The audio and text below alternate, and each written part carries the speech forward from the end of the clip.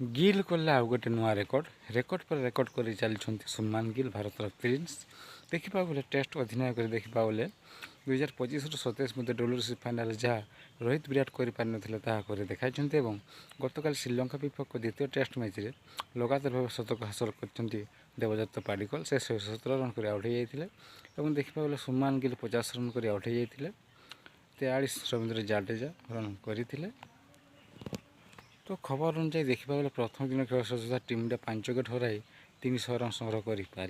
देखा गले द्वितीय दिन मत लगे ऑल आउट है भारत भल स्थिति पहुँची सारे देखा गले सुमान गिल कथा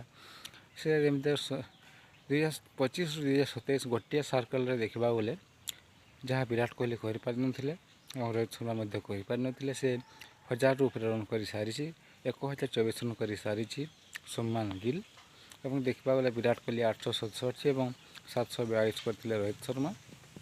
तेज चलते जाना संपूर्ण खबर विषय चलित वर्ष टीम इंडिया